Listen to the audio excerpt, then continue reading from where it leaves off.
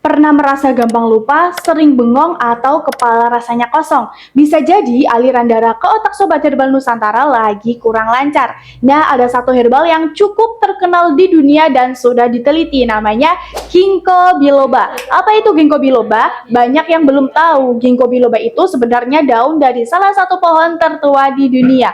Pohonnya bisa hidup sampai ratusan, bahkan ribuan tahun, dan ada yang menyebut ini sebagai tanaman hidup paling tua di bumi loh Sobat Herbal Nusantara.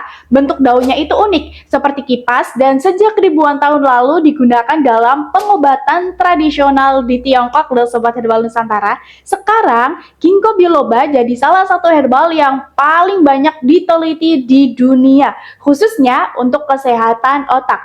Nah, cara kerjanya di tubuh itu gimana? Ginkgo biloba ini bekerja dengan cara melancarkan aliran darah, terutama ke bagian otak ya Sobat Herbal Nusantara. Kandungannya itu seperti flavonoid. Nah, flavonoid ini bisa menjaga pembuluh darah tetap elastis. Dan yang kedua itu ada terpenoid atau ginkgolidis. Ini membantu pembuluh kecil di otak terbuka lebih optimal. Dan yang ketiga itu mengandung antioksidan tinggi. Bagus untuk melindungi sel otak dari kerusakan. Karena itu, manfaat yang sering dirasakan adalah fokus meningkat, daya ingat makin baik, mengurangi gampang lupa, mengurangi pusing karena sirkulasi kurang lancar, membantu lansia dengan gejala awal pikun atau demensia ringan ya Sobat Herbal Nusantara, tapi tetap perlu konsultasi dokter. Nah, cara konsumsi yang aman itu gimana? Sobat Herbal Nusantara bisa temukan dalam bentuk teh herbal, kapsul, atau ekstrak. Umumnya dosis yang sering digunakan adalah 120